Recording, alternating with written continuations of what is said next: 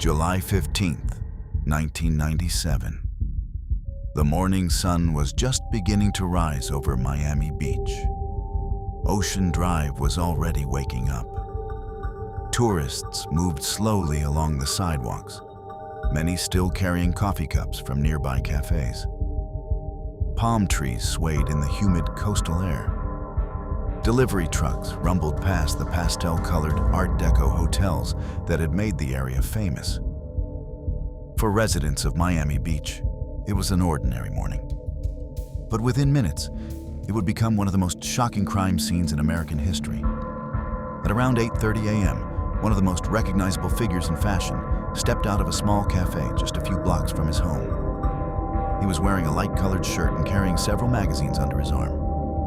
The man was Gianni Versace. Versace had followed this routine for years. Every morning he walked through the neighborhood, stopping briefly to buy coffee and magazines before returning home to begin the day's work. His mansion sat just down the street. A massive Mediterranean-style estate known as Casa Casuarina. The home had once belonged to a Standard Oil heir and had later been purchased and renovated by Versace himself. With its ornate iron gates, marble steps, and mosaic-lined pool, it had become one of the most recognizable private homes in Miami. Versace approached the entrance to the estate. He placed his key into the gate, and at that moment, 2 gunshots shattered the quiet morning. Witnesses turned toward the sound. Some initially believed they were hearing construction noise or a car backfiring. But the sight in front of them quickly told a different story. Versace collapsed on the marble steps. Blood began spreading across the stone. The shooter turned calmly and walked away. He moved down Ocean Drive as if nothing had happened. Within minutes, chaos spread through the neighborhood. Emergency vehicles rushed to the scene. Police officers began sealing off the street. News crews arrived shortly afterward. The victim lying on the steps was not just anyone. He was one of the most famous designers in the world. But investigators already knew something even more alarming. The man responsible had already killed before. His name had been circulating among law enforcement agencies across the country for weeks. His photograph had appeared in newspapers nationwide. He was already the subject of one of the largest manhunts in America. The killer's name was Andrew Cunanan. But the murder of Gianni Versace was not where the story began. By the time Cunanan pulled the trigger that morning, 4 other men were already dead. To understand how the killing spree reached Miami Beach, you have to start nearly 3 months earlier, inside an apartment in Minneapolis, where the first victim was waiting.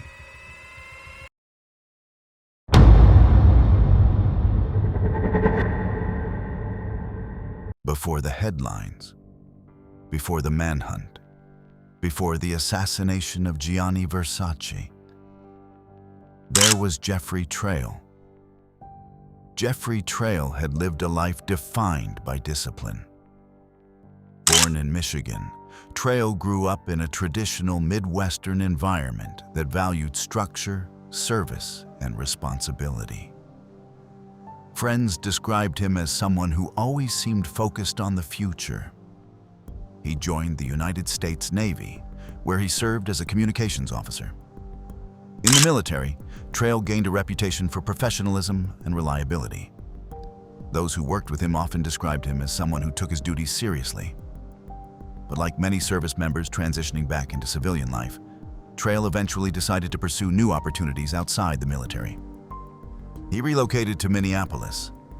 The city's growing professional community offered new possibilities. It was there that Trail entered a social circle that would ultimately bring him into contact with Andrew Cunanan. At first glance, Cunanan appeared to be everything people look for in a friend. He was charismatic, funny, well-spoken. He could walk into a room full of strangers and quickly become the center of attention. Many people who met Cunanan were impressed by his intelligence and storytelling ability. He often spoke about traveling the world. He talked about wealthy friends and influential connections. But there was one problem. Much of what he said wasn't true. Cunanan had developed a habit of inventing elaborate stories about his life. He often exaggerated his wealth. He implied connections to powerful individuals. And in many cases, people simply believed him. Jeffrey Trail was among the people who initially trusted Cunanan. The two men had known each other for several years. But their relationship eventually began to deteriorate. Friends later recalled growing tension between them. Some believed Trail had begun confronting Cunanan about the lies he told. Others believed the conflict was connected to social drama within their circle of friends. Whatever the reason, the relationship had become unstable. On April 27, 1997, Trail visited the apartment of architect David Madson. Madson and Cunanan were already inside. The three men had known each other socially. What happened inside that apartment would never be fully reconstructed. But investigators later pieced together a likely sequence of events. At some point during the evening, an argument erupted. Voices were raised, accusations were exchanged. The tension escalated. Then violence. Cunanan grabbed a hammer. What followed was an attack so brutal that investigators later described it as explosive. Trail was struck repeatedly. The assault continued long after the first blow. When it was over, Jeffrey Trail lay dead inside the apartment. But the most disturbing detail was what happened next. Cunanan did not immediately flee.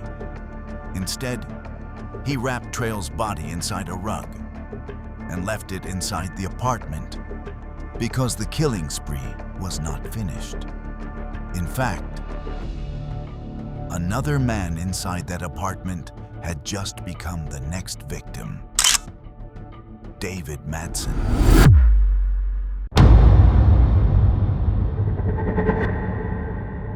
When investigators eventually stepped inside the apartment in Minneapolis, the scene immediately raised disturbing questions. The body of Jeffrey Trail was discovered wrapped in a rug. The apartment itself belonged to David Madson, but Madson was nowhere to be found. And neither was Andrew Cunanan. At first, investigators didn't immediately know what they were dealing with. Was this a single homicide, a dispute between friends, or something far more complicated? As police began examining the apartment, they quickly realized that two men connected to the crime scene had vanished. The missing individuals were Andrew Cunanan and David Madson. And in the early hours of the investigation, it wasn't entirely clear which of the two might be responsible for a murder. David Madson had built a life that appeared stable and promising. Friends described him as intelligent, thoughtful, and calm.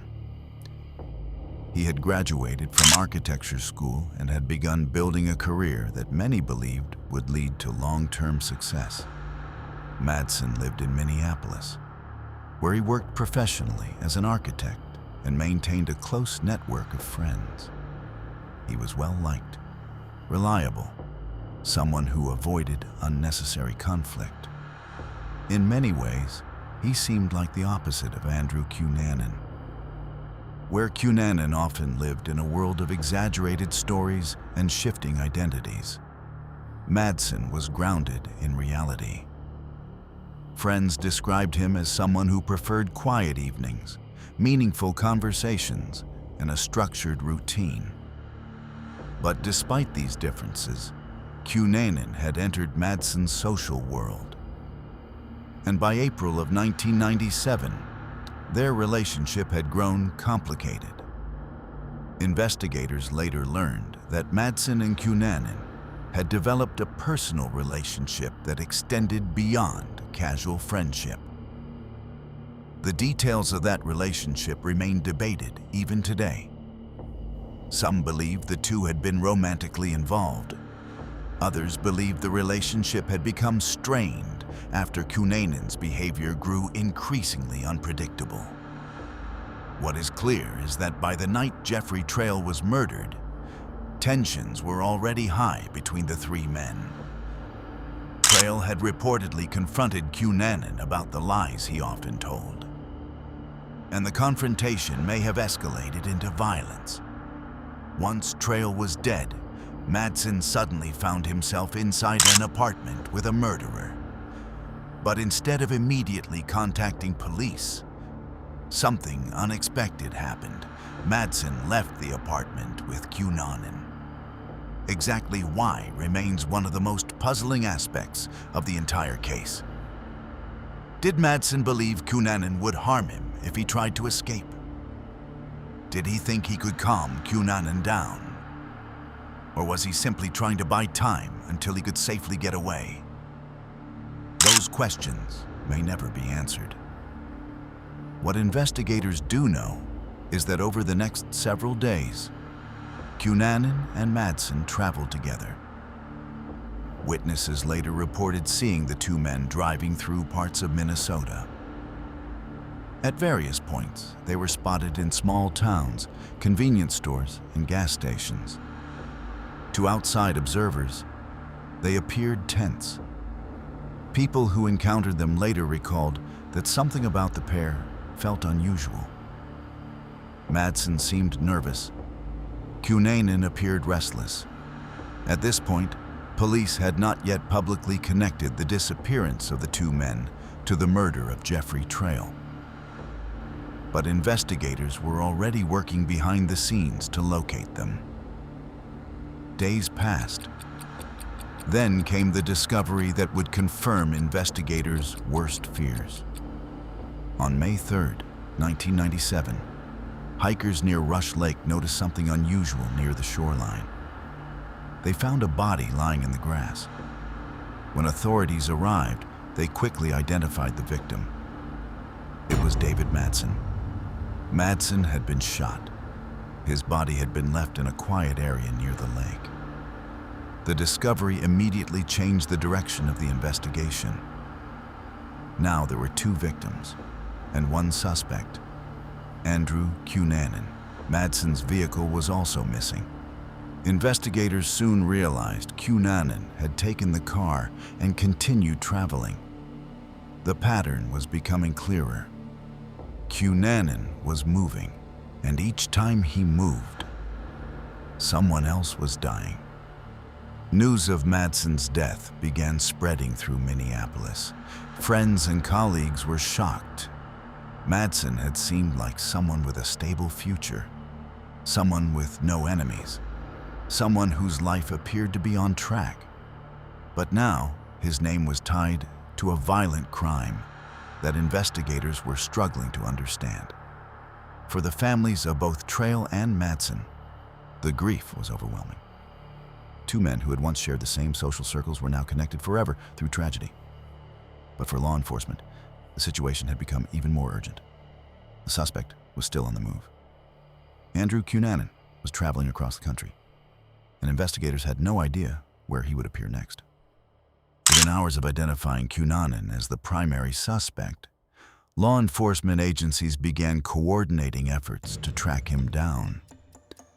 Information was shared across multiple states. Local police departments began receiving bulletins about the suspect. Cunanan's photograph was circulated among investigators. But there was a major problem. At this stage of the investigation, the public still knew very little about the case. The murders had not yet become a national story. Cunanan was still largely unknown outside the communities connected to the victims, which meant that in many places, he could still move without being recognized. And that window of anonymity gave him time. Time to travel, time to disappear, and time to find his next victim. As investigators continued analyzing Cunanan's movements, they began realizing something disturbing. He was heading south, toward one of the largest cities in the United States, a city where millions of people lived, worked, and moved through crowded streets every day. A city where someone like Cunanan could easily blend into the background. That city was Chicago. And inside a quiet neighborhood there, a man named Lee Miglin had no idea that his life was about to intersect with one of the most dangerous fugitives in the country.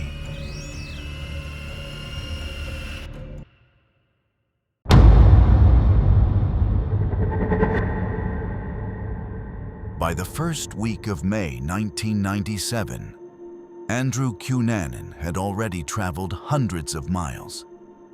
2 men were dead, and investigators were beginning to understand something unsettling.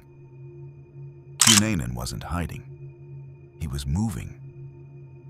After the murder of David Madson near Rush Lake, Cunanan continued traveling south, driving Madson's vehicle across state lines, gas stations, highways, small towns.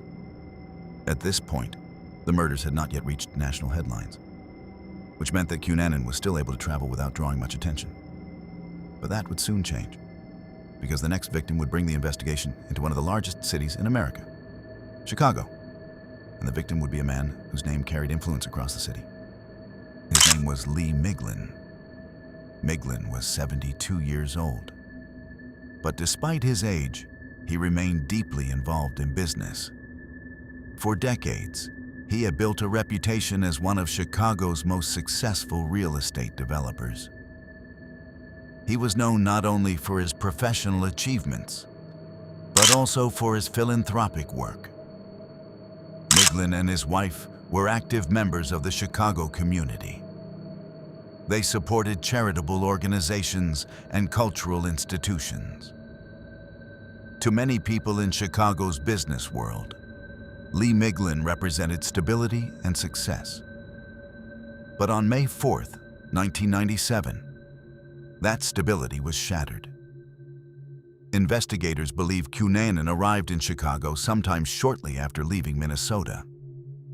Exactly how he selected Miglin remains unclear. Some investigators believe Cunanan may have encountered him by chance. Others have speculated that Cunanan may have targeted the home because it appeared wealthy.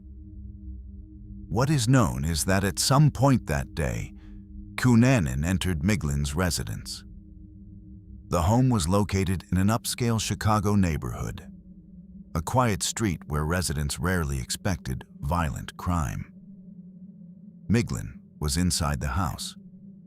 What happened next would become one of the most disturbing crime scenes of the entire killing spree. When investigators later entered the home, they found signs of a prolonged struggle. Miglin had been restrained.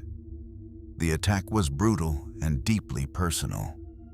The violence suggested that Cunanan had spent a significant amount of time inside the house, long enough to move through multiple rooms, long enough to leave behind a scene that shocked experienced detectives. After killing Miglin, Cunanan stole his Lexus.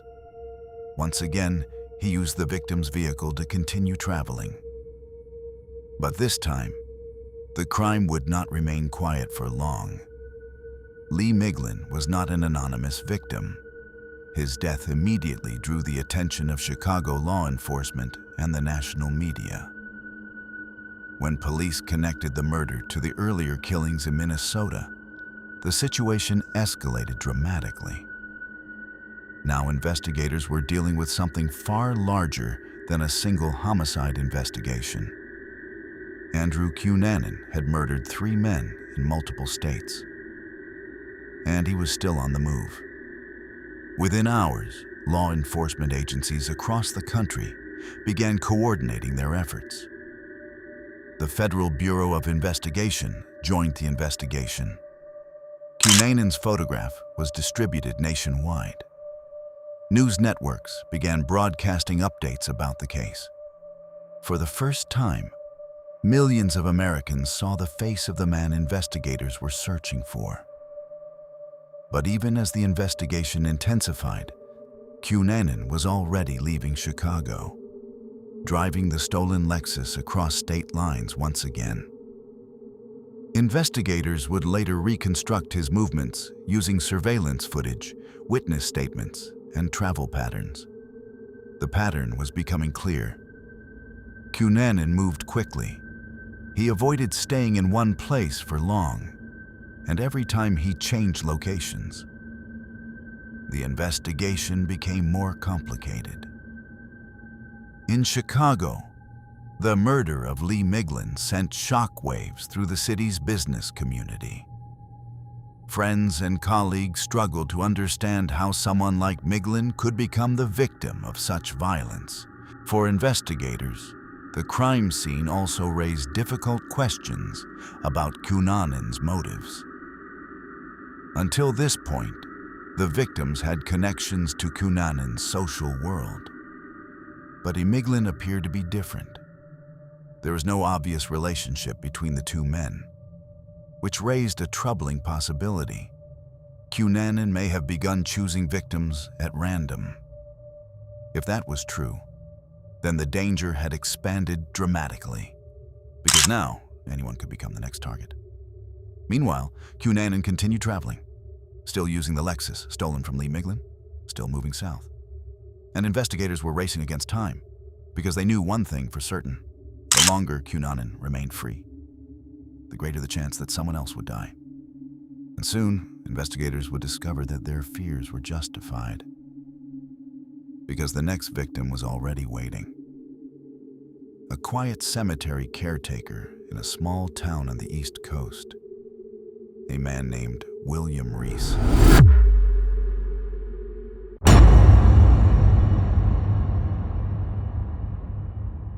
By early May 1997, Andrew Cunanan had already traveled across several states. 3 men were dead. The investigation had now spread far beyond Minneapolis and Chicago. Law enforcement agencies across the country were working together to track a suspect who appeared to be constantly moving. But even as investigators attempted to follow Cunanan's path, the killer was already planning his next move. After leaving Chicago in the stolen Lexus belonging to Lee Miglin, Cunanan continued driving east. The journey carried him hundreds of miles toward the East Coast. Gas stations, highway exits, roadside restaurants. To the people who briefly crossed his path during that journey, he appeared to be just another traveler passing through. Few people could have imagined that the man behind the wheel of that vehicle had already committed multiple murders. But Cunanan's ability to keep moving would soon reach a turning point. Because at some stage during his journey, he realized that the Lexus could no longer be used safely. The car had already been connected to the murder of Lee Miglin. Police were actively searching for it, which meant Cunanan needed another vehicle. And that decision would lead him to his next victim, a man named William Reese. William Reese lived a quiet life. He worked as a caretaker at a cemetery in Pennsville, a small community located along the Delaware River. Reese was known as a hard-working man who preferred a simple routine. His days were often spent maintaining the cemetery grounds, cutting grass, repairing headstones, keeping the property clean for visiting families. Friends and colleagues described Reese as someone who valued steady work and quiet surroundings. He was not a man connected to the world of wealthy businessmen or complicated social circles, which made the events that followed even more tragic. On May 9, 1997, investigators believe Cunanan encountered Reese while traveling through Pennsville. The exact circumstances of their meeting remain unclear, but investigators believe Cunanan approached Reese while he was working. At that moment, Cunanan needed transportation. Authorities later concluded that Reese's pickup truck became the target. Reese was shot. The attack happened quickly. There was no prolonged struggle, no extended confrontation. Unlike some of the earlier murders, this killing appeared purely practical. Cunanan needed a vehicle, and Reese had one. After the shooting, Cunanan took Reese's red pickup truck and continued his journey south.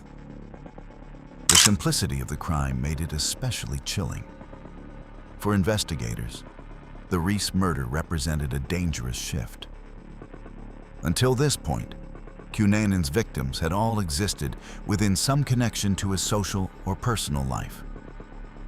But William Reese had no known relationship to Cunanan at all. He was simply in the wrong place at the wrong time, which meant that Cunanan's violence had entered a new phase. The killings were no longer tied to personal relationships.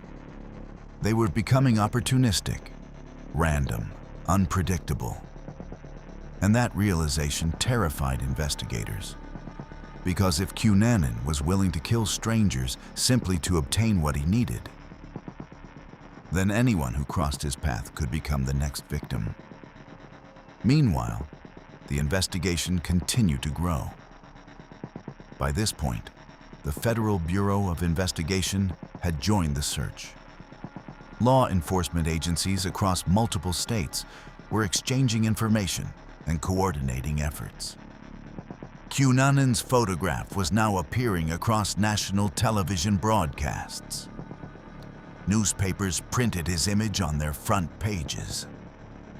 Millions of Americans were now aware that a dangerous fugitive was on the run. But even with the entire country looking for him, Cunanan still managed to disappear. After leaving Pennsville with Reese's truck, he continued traveling south. At various points, investigators later believed he moved through parts of the East Coast before eventually reaching Florida. For weeks, there were few confirmed sightings. Cunanan seemed to vanish. Some investigators began to wonder whether he had fled the country. Others believed he was hiding somewhere within the United States. But what no one knew at the time was that Cunanan had already reached his next destination, a city known for its beaches, nightlife, and international visitors. A place where a fugitive could blend into crowds. That city was Miami Beach. And it was there that Andrew Cunanan would commit the murder that would shock the entire world, the killing of Gianni Versace.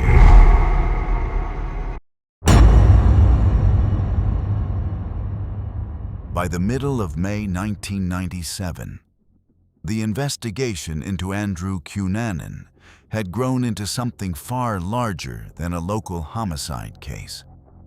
What began as the murder of Jeffrey Trail in Minneapolis had now expanded across multiple states. Trail was dead. David Madson had been found murdered near Rush Lake.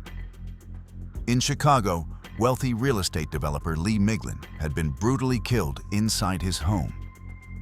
And in Pennsville, cemetery caretaker William Reese had been murdered simply for his vehicle. 4 victims, 4 crime scenes, multiple states, and 1 suspect, Andrew Cunanan. As investigators compared evidence from each location, a disturbing pattern began to emerge. Cunanan was moving quickly across the country. He appeared to be traveling alone. And each time he changed vehicles, another victim appeared. For law enforcement, the situation presented enormous challenges. The murders had occurred in different jurisdictions, each with its own police department and investigative process. Information had to be shared across state lines. Investigators had to coordinate interviews, forensic evidence, and witness statements across hundreds of miles. Soon, the Federal Bureau of Investigation officially joined the search. The FBI began coordinating efforts between local police departments and federal investigators. Cunanan's photograph was distributed nationwide. Television networks broadcast his image across the country. Newspapers printed his face on their front pages. Suddenly, billions of Americans were looking for the same man. But even with this massive attention, Cunanan continued to evade capture. One of the most frustrating aspects of the investigation was the lack of clear motive. Investigators struggled to understand why Cunanan had chosen his victims. The first 2 murders involved people who knew him, but the later killings appeared random. Without a clear pattern, predicting Cunanan's next move became nearly impossible. Some investigators believed Cunanan might attempt to leave the country. His family background and travel history meant he had connections outside the United States. Airports and border crossings were alerted, but there was no evidence he had attempted to flee internationally. Others believed Cunanan might attempt to hide within a large city. In a crowded urban environment, someone could blend into the population, especially if they avoided drawing attention to themselves. But even with these theories, the investigation had little concrete information about Cunanan's location. Weeks passed. Then another complication emerged. Cunanan had effectively vanished. Despite the massive publicity surrounding the case, confirmed sightings became rare. Investigators received hundreds of tips from members of the public. Some people believed they had seen Cunanan at gas stations. Others believed they had encountered him in restaurants or hotels. But over time, more reports began to emerge. Witnesses described a man who looked like Cunanan. Someone staying in cheap hotels. Someone seen walking through neighborhoods. Someone who seemed to be observing wealthy homes and luxury vehicles. Investigators began focusing their attention on the Miami area. But even then, the search proved difficult. Cunanan appeared to be moving carefully. He avoided drawing attention. He blended into the crowds of tourists and residents who filled the streets of Miami Beach. For weeks, he remained hidden in plain sight, until the morning of July 15th, 1997, when Andrew Cunanan approached the gates of a mansion on Ocean Drive. Inside that mansion lived one of the most famous designers in the world, a man whose name had become synonymous with luxury fashion.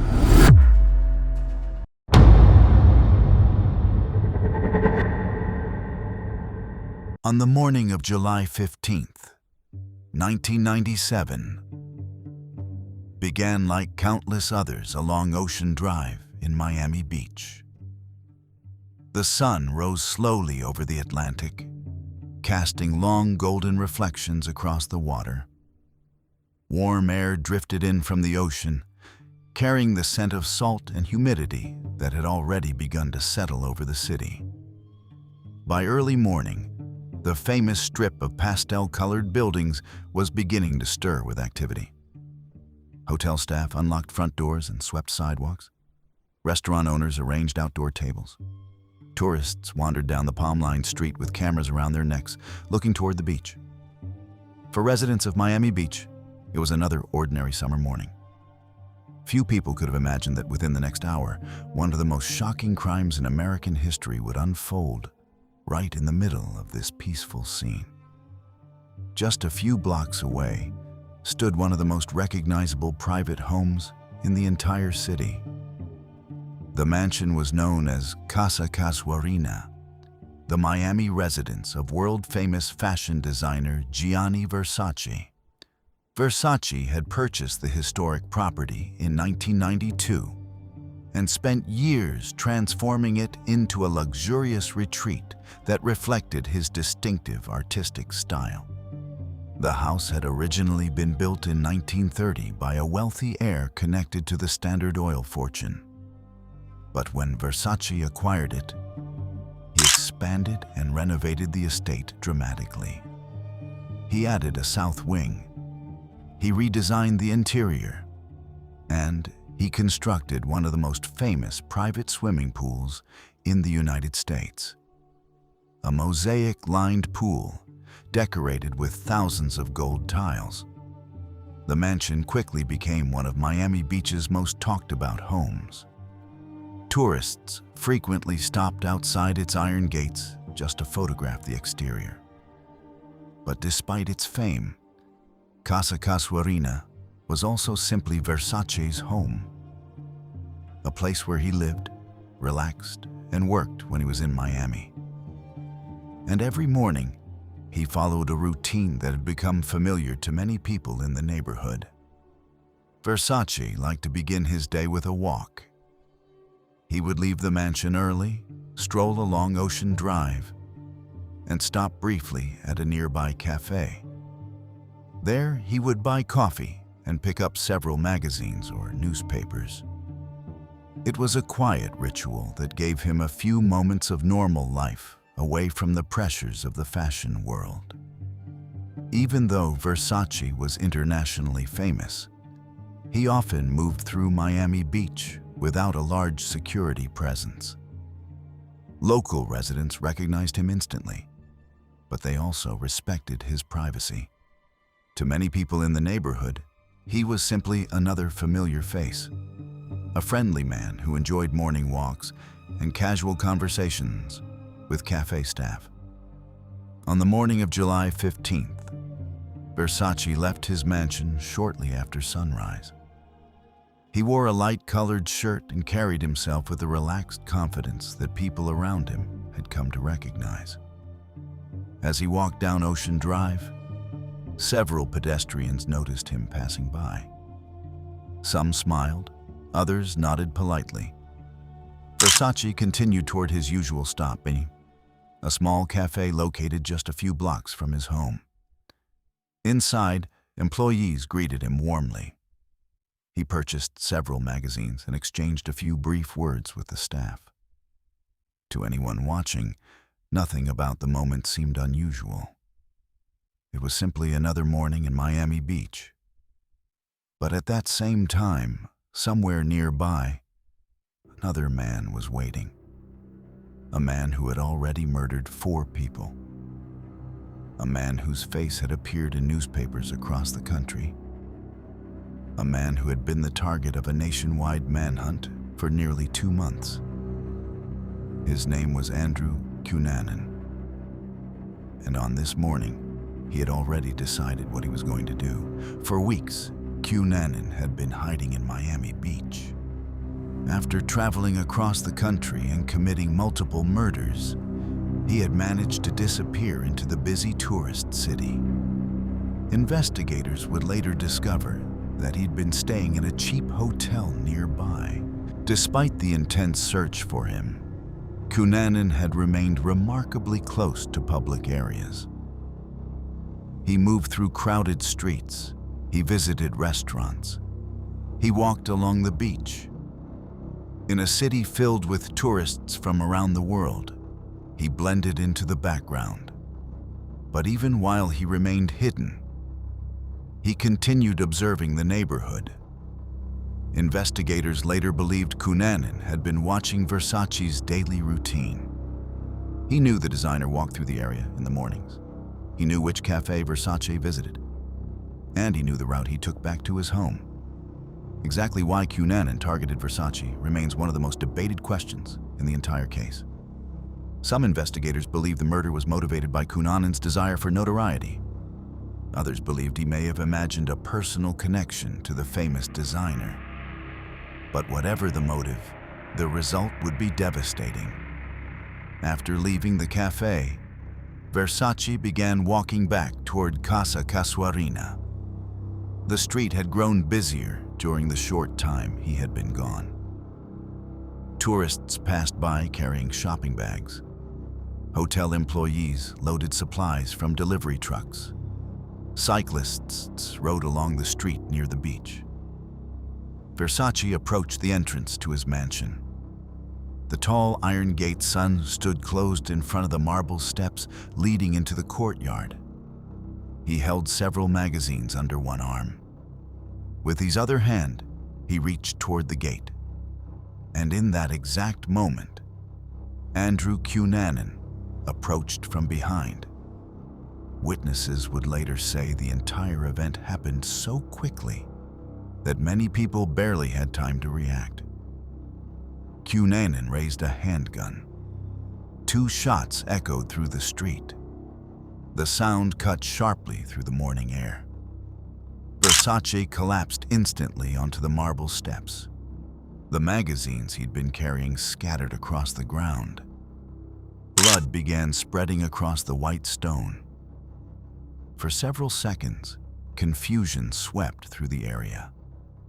Some people turned toward the noise. Others paused, unsure of what they had heard. Then the reality of the situation became clear. The famous designer was lying motionless on the steps of his own home. And the man who had fired the shots was already walking away. For a moment after the gunshots, the entire block seemed to freeze. Ocean Drive was normally filled with movement. Tourists walking toward the beach, restaurant employees setting up outdoor seating, hotel staff greeting guests. But the sudden crack of gunfire cut through the routine like a shockwave. People turned toward the sound. Some looked confused. Others instinctively ducked or stepped back toward the buildings. Then someone screamed. At the entrance of Casa Casuarina, the body of Gianni Versace lay motionless on the marble steps. The magazines he had been holding were scattered across the ground. A dark pool of blood began spreading across the white stone beneath him. Several witnesses later described the moment as surreal. They had seen Versace walking through the neighborhood many times before.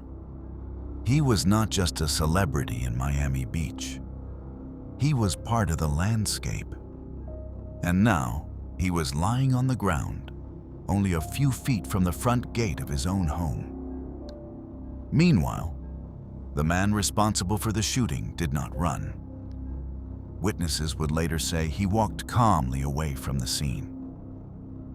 The gunman, Andrew Cunanan, turned and moved down Ocean Drive at a steady pace. He passed restaurants and hotels. He blended into the early morning foot traffic. To anyone who had not just seen the shooting, he might have looked like an ordinary pedestrian leaving the area.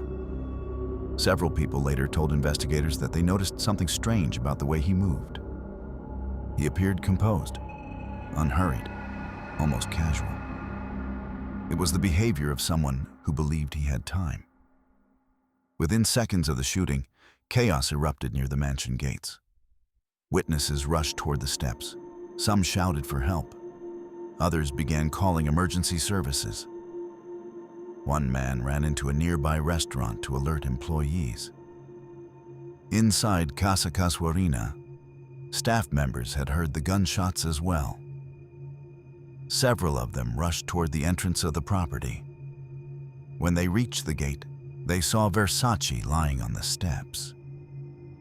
The scene was immediately understood to be catastrophic. Someone inside the house called for emergency medical assistance. Within minutes, police and paramedics were racing toward Ocean Drive. Sirens echoed through the neighborhood as emergency vehicles arrived. Police officers began pushing back the growing crowd of onlookers.